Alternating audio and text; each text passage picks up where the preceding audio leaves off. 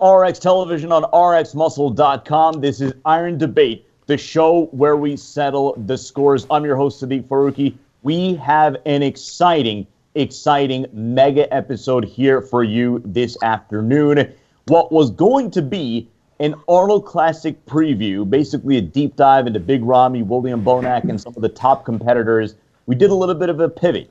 Dave Palumbo called me this morning and said, this is what we're going to talk about. A subplot from what we talked about on last week's Iron Debate, and that is if the field can come on, if this guy can come on, if this class of competitors is going to come on. So the topic today, as we introduce our panel, is why is it that some of the top bodybuilders in the world have been inconsistent in terms of bringing it, in terms of nailing it on the stage? Let's introduce our panel first. We introduce the host of the hard-working MF podcast, Seth Feroce. Seth, it's been a long time. Glad to have you back on board. What's up, gentlemen? Happy to be here. And of course, we meet the president founder of Blackstone Labs, PJ Braun. PJ, pleasure as always. Thank you for having me. What's up, guys? And then, of course, the man, the myth, the legend. We talked to him last night. I had to do a little bit of a convincing job to get him on board. John Meadows, Mountain Dog, in the mix. We're going to see you next week, John. How's it going? Very good. Thank you. And then, of course, none of this kind of a topic will be complete without the opinions of the man himself, Fakhri Mubarak. Whenever we have any of these guru or coach-related topics, got to get him on. So, Fakhri, excellent having you on board for this one. Thank you, guys. And then, of course, we go down to our Cape Coral studios. Dave, just give a quick little primer as far. You were fired up as I've seen in this whole pre-Arnold prep process or whatever when you brought up this topic. I got to tell you, I was so excited. I got everyone that I wanted for this. I had my dream list of people that I wanted to get on this episode, and I just texted people at the last minute, like literally gave them a couple hours notice, which is the worst thing to do. And everyone responded and said, I'll do it. I'll do it. They love the topic. Look, we know it. We've been talking about this the last 3 or 4 years. No one shows up when they're supposed to show up. I mean, the Olympia was wide open last year, and no one showed up at their best. I mean, we have a big Ramy who, for the last 5 years, we've been waiting to show up. So I want to explore what the top gurus and minds in our business, who are very strongly opinionated and not afraid to give their opinion, that's who we got on the panel, think about what's going on here. Why are we having so much inconsistency on the stage? So I'm excited to get their views, and of course, I'll throw my 2 cents in at the end. So let's jump right into it. Of course, the Arnold Classic is next week. The two prohibitive favorites, I guess, by many counts, Big Ramy and William Bonac. But gentlemen, I'm going to go back to the 2019 Mr. Olympia. And when you consider the lineup that we had and the profile of many of the top competitors, many said going into that Olympia that this was going to be Willie Winkler's show to lose if he brings it.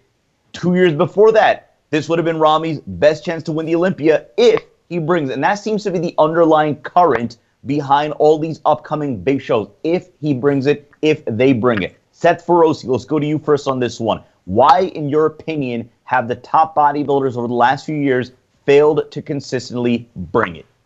All right. First out, I'm a huge fan of bodybuilding. I love every show. I love the Olympia. I love it. That's what I fell in love with. But me being a fan, bro, I've been a fan of bodybuilding for 17, 18, 20 years now. I'm 35, so since I was like 15, buying magazines, the whole nine. I think over the past like 3-4 years, the biggest transition is there's no one anybody's chasing anymore. Like as far as we can all remember, like before we get into whether they're doing the work or not, I don't want to take that away from anybody because they all work fucking hard. They're all into it. But when it comes to it, it's like, nobody's chasing anybody. We don't have Jay chasing Phil or Jay chasing Ronnie. Ronnie made Jay better. Yeah. And then after he beat Ronnie, Jay was on top. And as he was on top, he wasn't always at his best. There was always something that he was missing, but was still winning. And that was always controversial. And then we had Phil chasing Jay. And then after that, Phil chased Jay down and he ended up winning. He's been winning for, I think, 7 years. And then all of a sudden, Phil had his problems and was starting to become inconsistent. And then when he became inconsistent, Sean took over. But that's been 3 years now. There's nobody chasing anybody. Nobody can actually nail it down to put themselves in the position to be Mr. Olympia and say, I'm King Dick, come and get it. And I think it's been all open. But if we're saying that, I mean, I'm out of the game from a standpoint of competition of myself competing and the drugs and the intensity of the training and all that. I mean, these guys will have a better answer from that. But as a fan of bodybuilding, it's not as exciting because nobody's chasing anybody. There's, the Kai and Phil was the closest rivalry we had to Jay and Ronnie.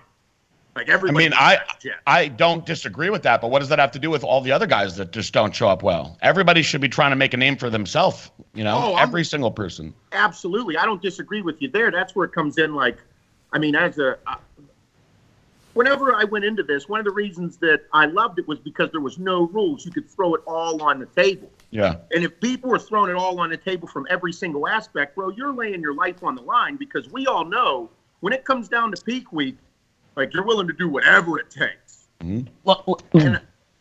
I wanted to get John Meadows. John, obviously, you clinched your pro card, I want to say, 5-6 years ago or so, and obviously it was a long, vaunted journey for you, but many people respect your opinion because you were someone that really, really took the process, embraced the process of getting your pro card, and many people respect your opinion from that perspective and also the perspective of a coach.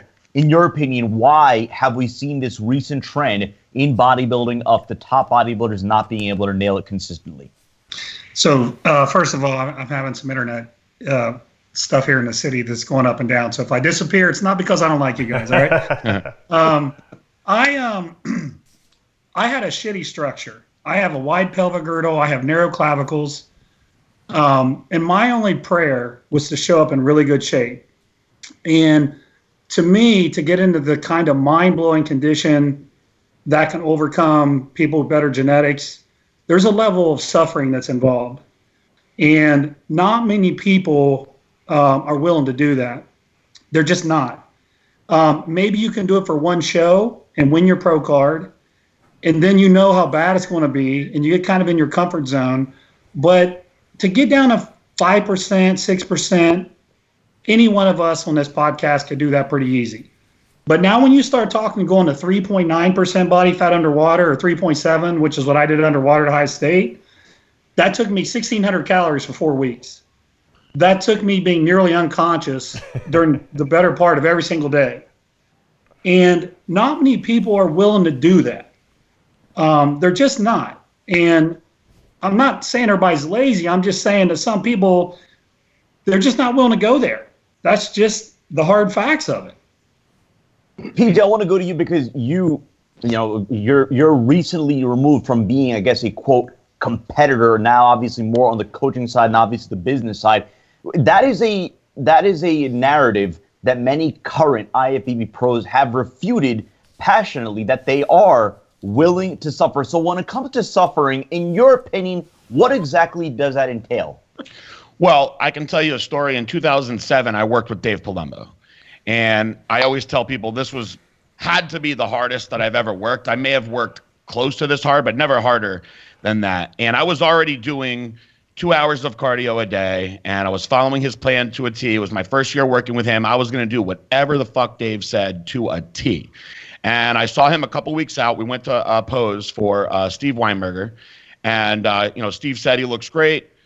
He's a little flat. And Dave said, I just need to get his glutes in tighter. He just needs to suffer a little bit more. So I went for 13 straight days. My diet was 8 ounces of tilapia and a cup of asparagus for 3 meals. And then the other 3 meals were 2 scoops of Dave's isolized protein and water. And then I got to have some fiber before I went to bed. I was doing 2 90-minute sessions of cardio. And Dave wanted me to do 3 hours. And I was like, man, do I really have to go to 3 hours now? I did that for 13 straight days. And then I met Dave at a diner outside of the WWE. We went into the bathroom. I went to hit a front double by. He said, I don't even care what you look like from the front. Just turn around. Squeeze your glutes. I squeezed my glutes. He said, you're finally ready. And at that point, when I drove home, I actually had tears coming out of my eyes because I was so fucking exhausted that it was hard for me to even get out of the car when I got home. But I don't really hear stories of guys doing stuff like that now. And another thing I hear is a lot of the coaches nowadays, they preach, oh, on my plan, you don't have to do this kind of suffering. On my plan, you get to eat so much more, and you get to eat, fucking carrot cakes and this and all this bullshit that guys do now. And I'm sorry, like, I just don't see how anyone could truly get that good without having to suffer, just like John said. Some of the old time guys say that they don't think the guys now train as hard. I disagree with that. I see guys training really, really hard all the time. I really do. I think maybe in the 90s they had less access to some of the fancier machines, but I still see guys training really, really hard. So to me, I think that the main factor has to be psychologically going through that true horrible suffering stage, like John said, where you can't think, you can't fucking do shit. You have to mentally tell yourself, okay, get off the couch and go pee now. You can do this. You can get up and go pee. That's how bad it gets. Seth, before I bring in Fakhri, I just wanted to go back to you because you were cracking up during PJ's story. During the period of time, obviously, you as an IFBB pro, and then during the course of your comeback, what was that mindset that you approached that prep with? That's exactly what I did with Hani. He's brutal. He's a fucking asshole. It was horrible. It was the 2 hours of cardio a day. It was the eating fish. I remember having to make weight. That's when things get dangerous. And that's the thing whenever what separates an IFBB pro, what used to at least, an IFBB pro from an amateur. Because whenever you became an IFBB pro in the mid-2000s, early 2010s, you were one bad son of a bitch. And it was because you were chasing something. And I think me, like BJ, if you were told me to eat white dog shit, I was like, yep, I'm finding the dog. What dog you want me to eat it from? And that's where you're like, you were willing to go to the end. And that's what separates, like, how far are you willing to go? How much are you investing? What are you sacrificing? And that goes in bodybuilding. This is the wildest sport on the planet. That's why we all love it. That's why we're all still engulfed in it. That's why I came back to it. Yeah. It's because it's intense. And that's that part where I was talking about chasing somebody, because when you looked at Ronnie, like, you were like, oh my God, like Dorian Yates, Ronnie, like these were the upper echelon. Those are what carried the sport. And that's why I was saying, because like Ronnie, you'd see him, like there was the videos of him eating barbecue chicken 4 weeks out. And you're like, normal people don't do that. I wasn't eating no fucking barbecue sauce 10 weeks out. Honey's like, no, go, dude. You're never eating pizza again, you fat bastard. So, and I agree with them. And I mean, you know, I'm all for. I want to hear what Fak has to say about it too, because I know he's going to have something awesome. Well, Fak, I mean, you obviously, I mean, how many? About 350 pro cards you've earned at this point, but you have been very critical as far as conditioning, and I know you have a very old school, hardcore mentality when it comes to that. What PJ just described. There are going to be many current IFBB pros, Olympians, guys are going to be on the stage next week at the Arnold Classic who are going to say, you know what? I've been there too. I've done exactly that. It just didn't happen. To that, you say what? Bullshit. Because we know what suffering is. We you know, you get into a fucking mindset that, honestly, I don't give a fuck who shows up. It doesn't matter if it's Ronnie Coleman, Jay Cutler. It doesn't matter. You have a mindset of what the greatest bodybuilder in the world should look like. And that's your fucking goal. It doesn't matter who's the current Mr. Olympia, Brandon Curry. Do you guys realize that this top 6 Olympia, we could go back to Dorian Yates' second year as Mr. Olympia. And this top 6 probably wouldn't even make the top 10 that year. That's how bad the regression of bodybuilding has become. So to say that you're suffering and you're doing this and you're doing that, come on, man. There's better education, there's better knowledge, there's better nutritional. The stuff is you're not suffering. And that's a fact. You can't tell me anything else. And as far as training hard, you guys aren't training harder. You guys are not training that hard. Everybody in this panel has been a monster at some time or another. Everyone, John, PJ, everybody has, you know? And we've both been in the type of conditioning that could have probably won the Olympia last year, you know, in 2019, or at least made the top 6. So as far as suffering, no, you're not suffering. I can tell. You know, cheating. Yo, what the fuck is cheating during a diet?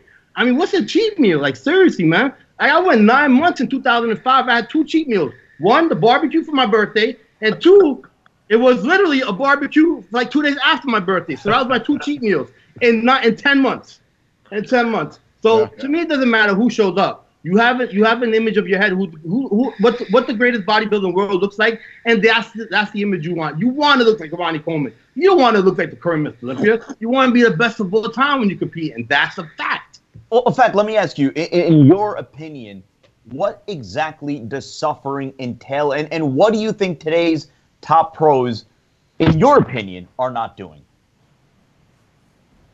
I'm not going to say the millennium, a millennium way of thinking, because, you have guys that have been competing for years. But I just think, it's a different mindset. Like a few of you guys said, they're not suffering to the point that they. I remember, dude. I remember trying to make a weight class, and on Eastern Parkway. If you guys know Brooklyn, New York, Eastern Parkway is a 6-lane avenue. I made a U-turn without even thinking of ongoing traffic. Like a bunch of cars beeping at me, screaming at me. I'm like, oh my God, what am I doing? Because I had no card for like a month, but I had to come down to a certain weight class, which was the light heavyweight class in 2005, because Phil came in the heavyweight class. So, suffering is to the point that, it's not to the point that, what, I look good. I look as good as this guy does. I look as good as, no, fuck that. I want to look like Ronnie did. I want to look like Jay did when he had that famous picture. I want to look like Phil does when he turns around from the back. That's what I want to look like. And that's what everybody should be aiming for. It shouldn't be the current look. It should be the best look of all time. And that's the issue nowadays. There's the suffering and the hard training is not, listen. No, you know why training hard? Because we have social media. So everybody wants to look pretty. Thank you. Yeah. The social media has changed it. Yeah, huge in my opinion. Everybody wants to look real pretty on social media all fucking year long. Mm-hmm. Looking pretty. Dude, I wanted to be 280 in the off season, squatted 600-700 pounds. That was when I came down. I was dense. I was hard. I was so fucking dense and hard, it was crazy. I didn't want to look pretty in December and January. What I want to look pretty for Dave? When Dave told me to sound fat, that wasn't my point. My point was to be the best bodybuilder in the world when I competed. Well, Dave, let's go to you, because we had an episode of Iron Debate a couple of months ago where we had Fouad Abiad and Luke Sandow, we had Lee Priest, and it was that discussion of today versus the 90s, the conditioning, training, and so on and so forth. And they made the point very passionately that they are doing those things. They are suffering. They are training hard. They're training heavy. In your opinion, where is that disconnect? I think that there are guys that are training hard. I see Akeem Williams. I mean, I don't know if anyone trains harder than him. I see guys out there pushing the weights. I think there are guys that rely on machines too much nowadays. And I blame just our culture for that, because there's too many machines. When I was working out in the 90s, there weren't as many machines. So maybe we did more free weights. But I think that the problem is that, and I don't want to say it's the coach's fault, but I think it is partially the coach's fault. I work with a lot of athletes. I have more athletes than I could even handle, and I'm always taking new people on because I like to work with people that want to work hard, But I think a lot of the top pros out there don't necessarily, they like to buy into some of these coaches and gurus that say, we got to feed you more, we got to keep you full. That's seems to be the term nowadays, full. God forbid they walk around feeling like a little stringy in a sweatshirt while they're getting ready for a show, which is what you need to do. You need to be carb depleted to burn fat optimally. People don't want to work around flat anymore. As soon as they get a little depleted, they got to carb up. They got to eat 6,000 grams of carbohydrates. And I blame the coaches for that, because the coaches are afraid to bring guys like Big Ramy down under 300 pounds, because God forbid they put a picture up on the internet and people say Ramy looks small, that they're going to judge him. It doesn't matter what you look like except the day of the show when you're on that stage. So you have to suffer, you have to shrink down. That's part of the process. So what they do nowadays is they push more drugs, okay? Let the drugs do the work, okay? They push more food when they should be taking away that food, because that's the only way you're going to lose weight. Let's face it.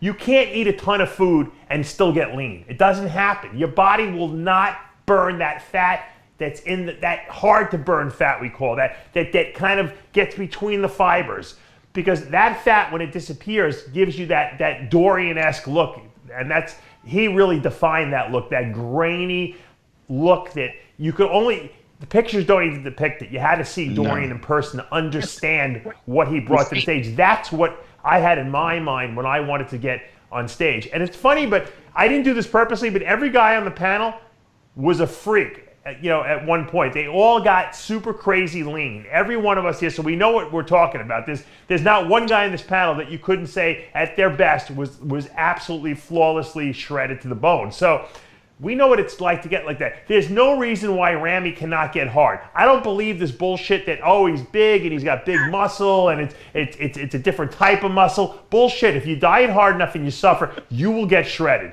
Absolutely. It doesn't matter what your genetics are. It's just a dollars and cents thing. If you spend the money, you're going to lose the weight. That's how it works, okay? You got to burn the fat. Stop eating so much, suffer more cardio, more fat burns, whatever it takes.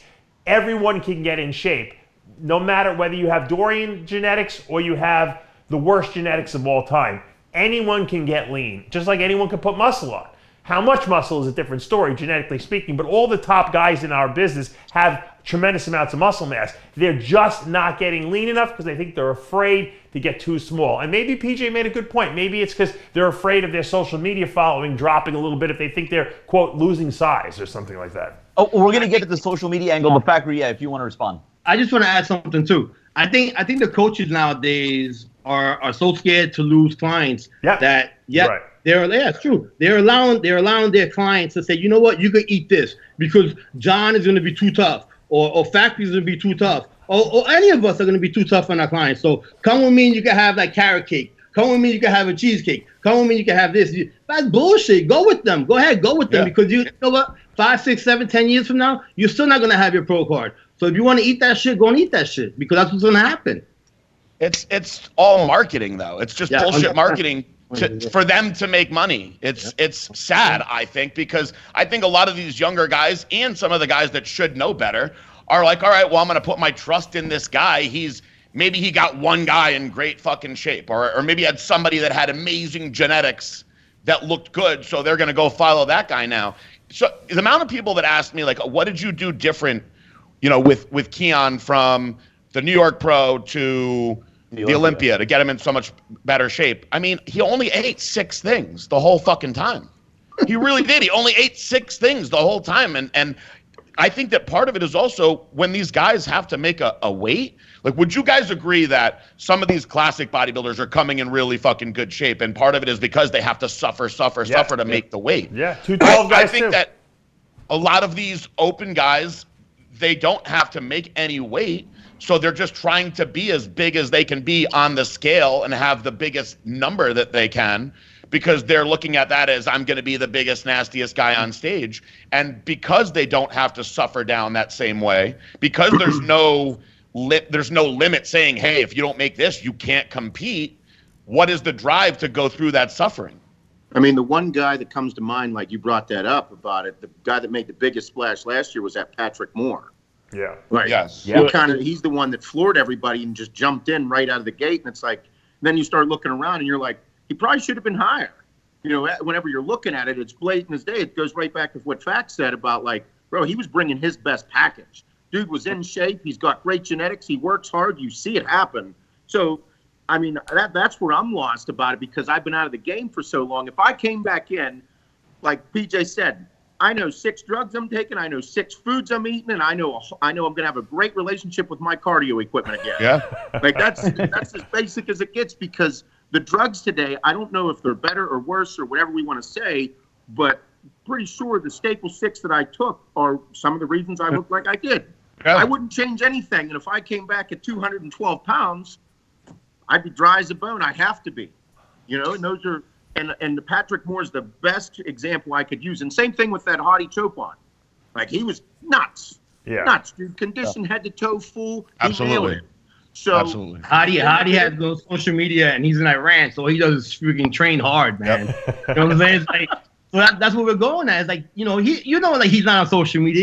He's not like, he doesn't have he doesn't have any vices, going out to a club, chasing women and stuff like that. It's just a train, and that's what we did. We locked ourselves and we trained. Well, John, let me go to you, because when it comes to the topic of training, you're the authority on that. But when you look at the conversation at hand, right, about today's competitors and whether or not they're training hard enough, now, to their own admission, they're going to say, yeah, we are training hard. We are training heavy. As someone who has seen the landscape of bodybuilding. Obviously, you are a mentor to so many young bodybuilders. Is there something that they're not doing that you would like to see them do, or do you think training is not the problem with today's generation of bodybuilders? So there's two things I want to touch on, and Dave mentioned the drug part. So I was in a position to actually compete in the 80s, did my first show in 1985. I competed in the 90s, all the way up till 2000 and whatever my last show was. So I think I've got a pretty good idea of what I saw and what people took. And I'll tell you, for example, like we used to get these ampules from France, from a company called Negma, Parabolin. They were 1.5 milliliters. They were 76 milligrams. 3 of those was a big dose. Yeah. Right? Yeah. 200 and whatever 75 times 3 is. I was never very good at math. 25. Okay? 25. So You're crazy if now you took that much, right? you have these coaches that are saying, let's do a gram a tren, and let's do it for 6 months. The GH, the Cadillac of GH was Humatrope. Let's throw in 4 units and you're going to look nasty. Now it's, let's do 20 units. And if you look at the guys from the 90s, they had better muscle separation. Muscle separation makes you look really lean and really hard, and it makes you look really good. Absolutely. And I think part of the problem is the massive amounts of insulin, which equates to massive amounts of food. Those two go hand in hand. You can't have a massive amount of insulin and not eat unless you want to die, right? So you have a massive amount of food, a massive amount of insulin, a massive amount of growth hormone. And what you're seeing is the loss of muscle separation. And that's part of the issue. That's part of why people say they're out of shape. It's not that they're not. Some of them are lean. I just think there's a lack of muscle separation. Let me give you an example. How many guys you see now that have striations in their quads? You used to see striated quads all the time. Mm-hmm. And now it's only like every once in a while you'll see it. So I think that's part of it. And then the second point I want to make is on training. So I think in the emphasis now is everybody talks progressive overload. And that's fine. That's good. You have to activate a muscle. You have to load it, for sure. But then there's another part to that. You have to exhaust some muscle fibers. If it was just about loading with heavy weight, all these powerlifters that are deadlifting 800 or 900 pounds would be bigger than Mr. Olympia. They would all be massive. I trained at Westside Barbell. I trained with the top powerlifters in the world, and I can tell you that some of the guys didn't even look like they lifted weights, but they were twice as strong as me. And then you had guys that threw in accessory stuff. They trained like a bodybuilder, like Chuck Vogelpool, who was an absolute beast. He looked like a bodybuilder. So there's this emphasis now where all people talk about is you got to go heavy, and I think that's great. Keep doing that. But you also have to exhaust the muscle fibers, and that's where in the 90s we did drop sets. We did stuff like that where you really had to exhaust the muscle fibers. And now you got all these scientists saying, well, you're going to overtrain. When we walked into the gym in the 90s, the word overtrain didn't even exist. And now you have a generation of people going, if I do that set too hard, if I hit failure, I'm going to overtrain. My CNS is going to be drained. like you guys are completely irrational about overtraining. Can it happen? Yes. But are you likely to be overtrained, especially when you consider all the chemicals involved, especially when you consider all the food involved? No, you're probably not. So I think people still train heavy. In fact, I would say the dudes are strong as hell today. But the second part of that, the muscle fiber exhaustion, that's what I don't see because there's this fear of, and that's one of the reasons too, I think you get a level of density and detail in the muscle when you train like that. And you see these guys that are big, they have this big competition weights. Well, I weigh 250. Well, I weigh 260. Yeah, but you know what? You don't look like it. You take a guy who's sharp with muscle separation and he actually looks bigger than you. So. Well, PJ, let me go to you because you brought up Keon, and this is a topic that we brought up on a show a couple of weeks ago. I forget exactly which format it was, but Dave made the point that it is possible that classic physique is taking perhaps some of the better bodybuilders away from the open class. Do you see that as a scenario? When you look at Keon, his structure, I mean, you obviously look at that mold of clay and what you have to work with and his talent and genetics. Is that a scenario that you see really starting to play itself out? Of course, but I mean, let's go back in time just a little bit farther. When the men's physique division started, you had a lot of guys that probably would have trained to be open bodybuilders that decided to go in a completely different direction. And some of those guys probably had great genetic shapes and probably could have been very good bodybuilders. So you already lost probably more than half of the open bodybuilders right away, just from these guys that were like, well, I don't want to take the drugs. I'd rather be more aesthetic. I'd rather be healthy. So I'm going into men's physique. So then you start the classic bodybuilding division. So now you have this division where some of these men's physique guys that feel like they have good legs and maybe we're holding themselves back. We're like, well, I'm going to go do classic bodybuilding. I have good legs. And then you have all of the new younger guys, because I think for the most part, it is a younger division, the classic division. There are some great older guys in there. But you have many younger guys that haven't gotten to the point yet where they say to themselves, I got to get on insulin. I got to eat like crazy. I got to put on all this size, because they're limited by this weight class. I mean, to me, at the Olympia this year, the top 5 in classic bodybuilding all had fucking outstanding condition. I mean, George the Bull was probably the hardest guy in the entire building. I was extremely impressed with George the Bull's condition at that show. And those guys, if you talk to their coaches, all were suffering for long periods of time to get their weight down. I mean, there was a point at 4 weeks out with Keon where he was 186 pounds. And I was like, all right, we got 4 weeks to get you down to 180. It can happen. And then all of a sudden, 2 weeks out, with all the suffering, he was still 184 pounds. And I was like, man, you're just going to have to keep on doing more fucking cardio and eating more fish and greens. And I'm sorry, and I know that it sucks. This is the only way that it's going to do it. We'll figure out how to manipulate your water. I believe that you'll weigh 180 when you get there.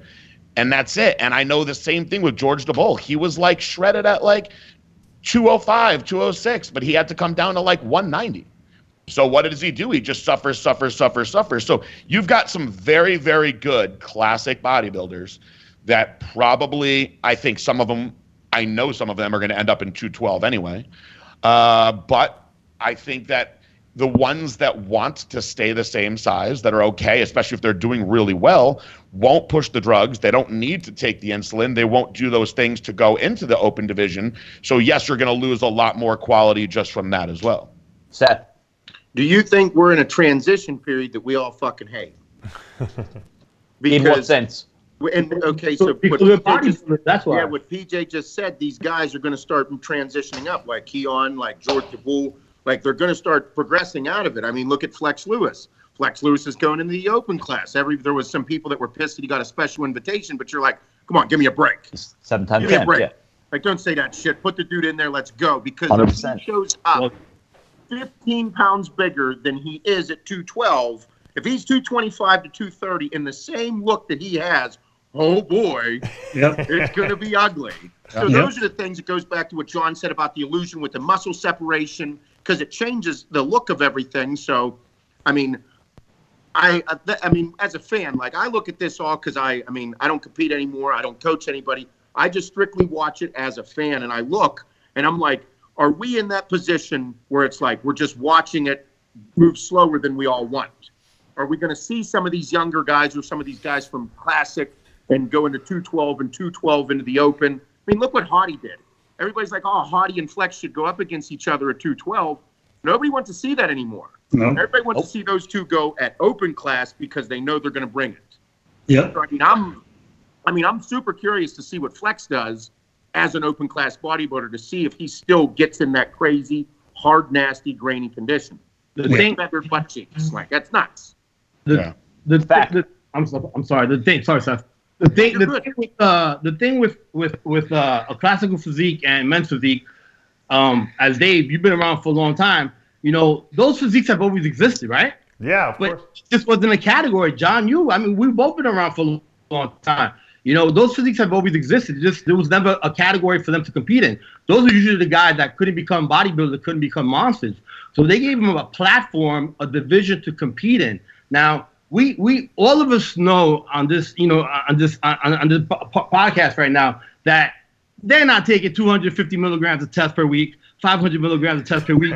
We know that shit. Mm-hmm. Those guys are putting 1,000 milligrams of test, 600 milligrams of trend. We know this because we coach them. You know, Keon, Keon could be on a whole different level because his bones are like this big. Yeah. You know, he has crazy muscle mass, but we know that these guys aren't taking a little bit amount of steroids because we coach them. So to say that they're the ones that are taking away bodybuilding, I believe so, because if they double up on the drugs that they're taking, yeah, they'll be open bodybuilders, and they do have to make a weight class. I agree with John also on the muscle separation, but the thing with muscle separation is we also had the bodybuilders were a lot bigger, in the 90s and early 2000s. So to say that these guys are eating more food, more GH and more GH and more insulin, and the definition is not there, the separation is not there. They were bigger and they were more defined even back then. So we do have a problem. We just have to figure out what it is. Dave, I want to go to you, and obviously I want to get everybody else's opinions on this as well, because Dave, you did bring up the ushering of classic physique bodybuilders and maybe taking the top talent away from the open class. I wanted to throw in another angle on this as well, because again, we talk about the presence of social media and the influence that it has had on bodybuilding. Look, between this whole panel, we keep talking about suffering, taking it to the next level, and getting as big and hard and freaky as you possibly can. Well, you know what? Social media has made it such where a bodybuilder might just say to themselves, you know what? I'm never going to be Mr. Olympia, but you know what? I do want to look good. I want to look, great for my social media presence. I want to build my own brand. And you know what? If that results in me placing somewhere on the Olympia lineup, phenomenal. If I never win Mr. Olympia, I will still have done very well for myself. Dave, do you think that is an influencing factor in all this? Anyone who gets into this sport wants to be Mr. Olympia. I don't care what they say. I don't care what they do. I believe in the back of their mind, even the guys that have no chance of being Mr. Olympia, in the back of their mind, delusionally, they think that they could possibly get on that Olympia stage and win it. So I don't buy that for a minute. I think that most of these guys want to get huge, but they go in the class that they fit in. Because let's face it, I'd rather be a champion in classic if I have a classic physique than be 10th place in open, right? Now, if you can cross over into it down the road, then great. I think what we're going to see is, I think you're right. I think we're going to see more of these classic guys moving into the 212, maybe moving into the open class as they start to outgrow it, because a lot of these guys are young and they're still growing. And I think they're going to knock all these current guys right out of the water. I think these guys are going to leave. We also, I think we made an interesting point earlier. Dorian back in the 90s, Ronnie in the 2000s was the guy to beat. That was the look we all went for, okay? Who's kind of the leader of the pack now? I mean, the whole Oxygen Gym movement out in Kuwait really was a big influence, I think, at least on the last 5 years, starting with Big Ramy, being their spokesman, so to speak. And everything was bigger there, right? I mean, they pushed training there a lot. They really pushed training. But the guys are huge there. But we never really see that hard, ridiculous look coming out of those guys. From Ramy to Rulli to Brandon. Brandon brought it at the Arnold, but he always has trouble consistently nailing his conditioning. Pushing a lot of food over there. They're pushing a lot of the training aspect of it. A lot of drugs, from what we hear.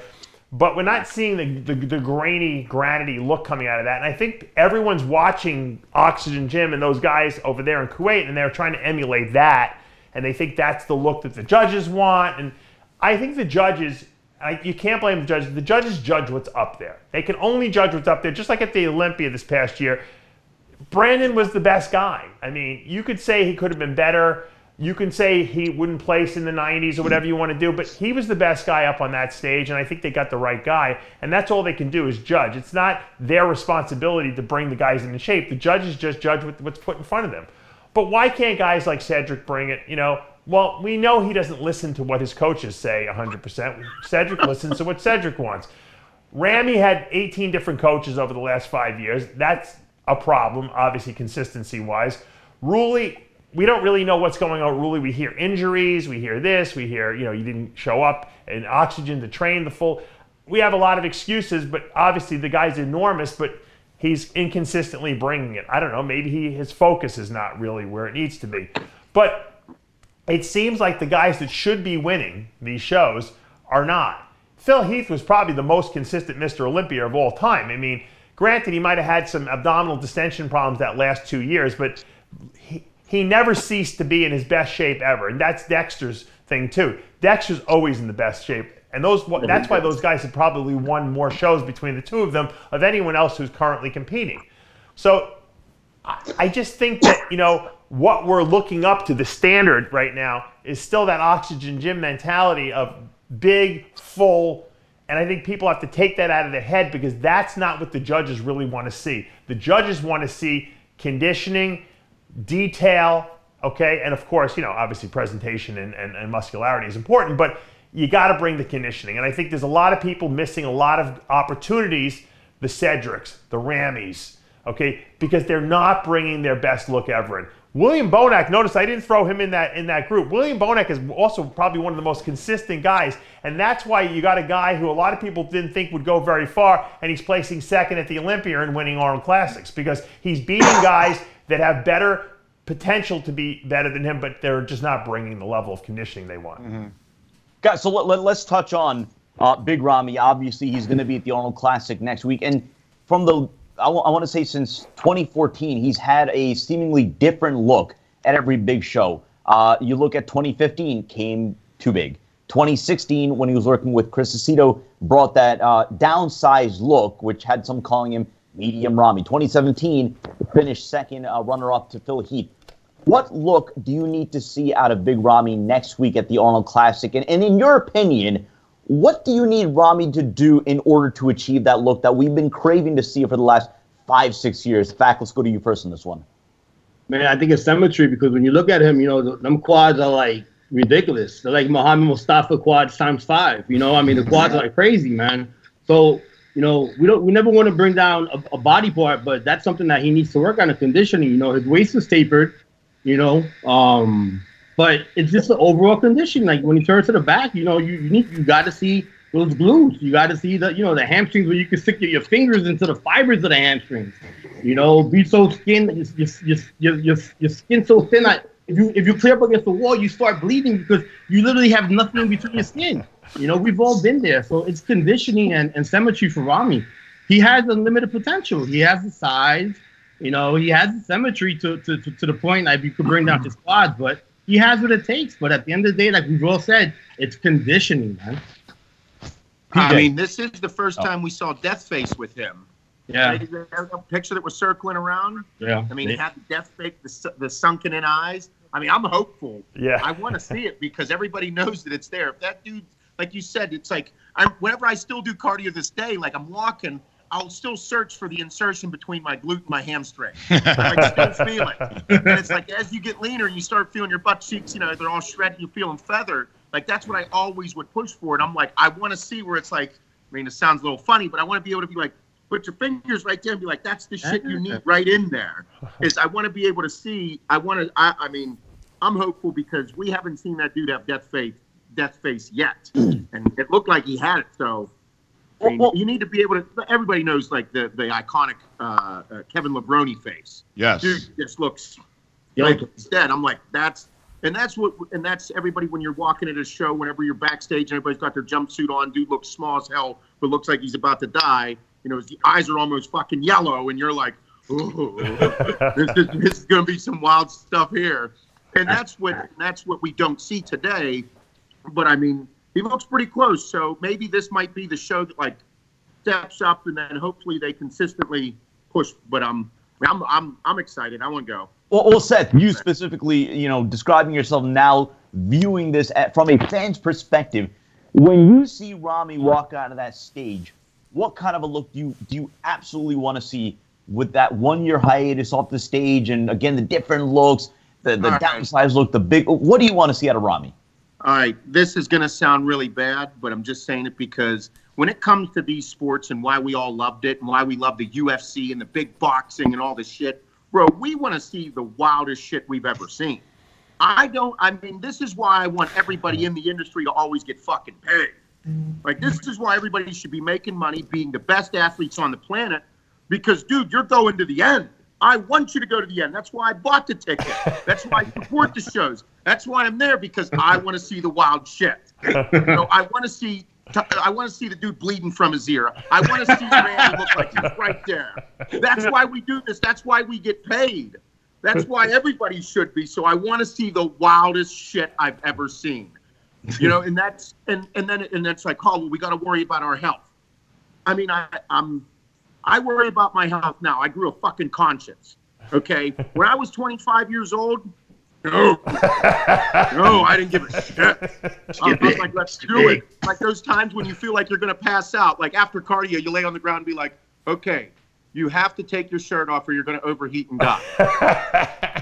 Can I have some sugar? And you're like, no sugar. Maybe if I like chew on an apple and spit it out, that'll be good enough to make it so I can get up and do things. Those are the things that like I want to see, and that's why, you know, I hope the sport continues to grow and we do bigger shows and the guys can get bigger prize money, because I want to see the wildest fucking shit on the planet. I don't know if anyone remembers. 300. What's that? I don't know if anyone remembers. You remember the year that Kai Green won the Arnold Classic? I think it was 2009. He fell off a treadmill because he was so fucking fatigued. He actually fell off the fucking treadmill. That's a different mindset, man. Yeah. He came into the TJ, let's go to you. I mean, yeah, go. I mean, I just don't know inside their heads if they've been through that kind of suffering, because many of these guys got big pretty fast, right? And I don't want to just say, oh, it's all drugs, right? So many of these guys got big very, very fast. They experienced the size part of it really fast. And then it's a process of, okay, I have all this size. Now I'm going to go and get myself in shape. Well, I'm going to eat less calories, and I'm going to take the drugs that are supposed to help me get in shape. And I'm going to start doing cardio, and I put these things together. And this must be the recipe that works. But in reality, I think all of us know that there isn't this perfect recipe that just makes you get in shape. You oftentimes have to do way fucking more than you planned out because you just don't look the way that you need to look. And I've never seen anybody win a show anywhere that when they were in clothes, they didn't look flat and skinny and fucking dying. Anytime where I hear guys saying like, oh, I'm getting flat and this and that, or I feel really full going into a show, I just know they're not going to be in shape. Now, as far as Big Ramy goes, and this is going to probably get people all upset when I fucking say this, all those guys over there are using new site enhancement oils. So they're doing the stuff that has hyaluronic acid in it, and they're doing large amounts of it, right? So what happens is, and I know just for shits and giggles, because I fucked around with a bunch of it, and I don't even look good or do anything anymore. I just wanted to see how it would work. And so, you know, they have things like Formafil and all these things. And you can tell the guys that are using a lot of it because the muscles are big and round, but they aren't hard at all. So the guys are dieting to get in quote unquote shape, and perhaps the skin is thin, but you've got this big swollen round muscle. That's why they have that very bubbly look now. And I'm promising you, everybody that's out there at that gym is doing lots of that shit. I'm sure there's a guy that's doing it for them.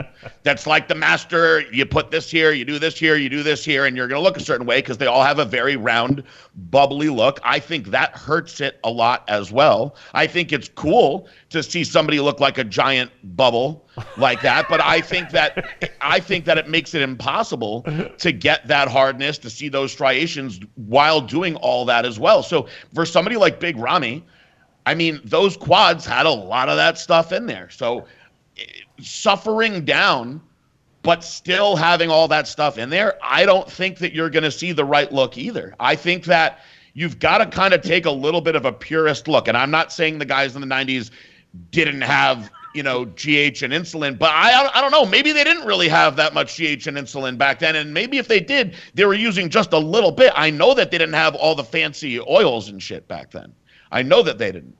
So I think that for Ramy to look the way that he would need to look to finally impress everybody, he'd probably have to be much lighter. And a lot of guys are fucking scared of seeing the scale go down. It freaks them out psychologically.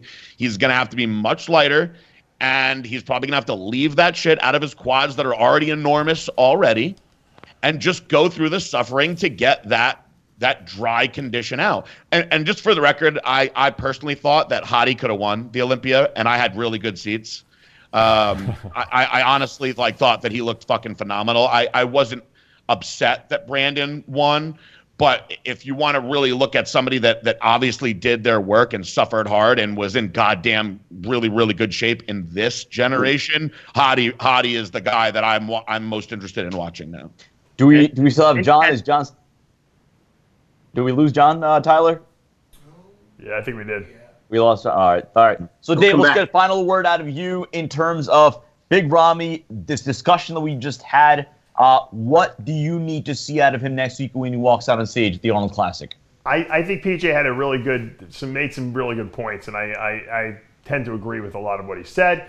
I also think it is kind of exciting, like Seth said, that Ramy is walking around with that sucked out face, because usually we're used to seeing Ramy with that big puffy face on stage, which always tells me he's not at his best. I don't even have to. I can look at a guy, his face, and I know if you're in shape or not. I mean, if you've done this long enough, you know the look. As they said, the death face, the skull face, whatever you want to call it, the hollowed out cheekbones. I used to get it, But Ramy seems to look like he's suffering. He's depleted. Now, that's not to say that a week out from the show, he won't get ruined and they'll try to fill him up too much. Probably the best thing to do is not do a lot of anything different than what they're doing right now. Now, we haven't seen any pictures. Usually in the past, that wasn't a good sign with Ramy. It might be a better sign now because he looks like he's better. I know Patrick Tuor has gotten people in shape before. That's Ramy's coach. And I've seen, good guys come out of his camp, with great conditioning. So let's hope. As a fan, I want to see the best Ramy ever, because I think that's what we've been waiting for. He's the chosen one, right? I got my Star Wars shirt on here, so Ramy was the chosen one. Will he arrive or not? We'll find out in a week. But it's exciting to speculate. I think there was some great points made on the show by all the coaches and all the people, all the panelists. I think it's a great food for thought, and I think it's good to take it to continue this discussion, and maybe some of the competitors who are watching, who this applies to, will actually take some of what was said here, use it in their prep, use it in their motivation, and maybe will change the way they look on stage. And so that's my hope. Let's get a final word out of John Meadows. John, next week you already, of course, in Columbus, Ohio. When Big Ramy walks out on the stage, what kind of a look, what kind of feel do you want to get when he first walks out on stage in that Arnold Classic? I want to see detail. Just detail that he doesn't usually have in his quads. He's an awesome guy. For those of you who know him personally, he's an awesome guy. Yeah. I personally want to see him win. But I just want to see detail. I want to see lines, that muscle separation that the guys had in the 80s and 90s. If he has that, it's over. If he doesn't have it, now you're probably looking at William Bonac. But the muscle's there, the shape is there. He could use a little more density in his lats, but it's all there. Come on, connection, power through, fight through. Come on. No. Meadows just is not trying hard enough. That's all it is. Rolling. that Wi-Fi is not suffering. He's not enough. training All right. hard enough. Yeah. Well, that is going to do for this episode. Epic panel. Thank you, Seth Feroce, Fakhri Mubarak, PJ Braun, of course, John Meadow.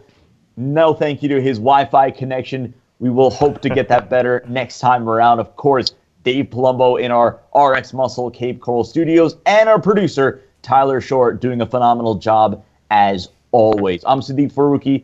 We will see you next time. Thank you, everyone. Thank you, guys. Thanks, guys. Great show, man. Nice catching up.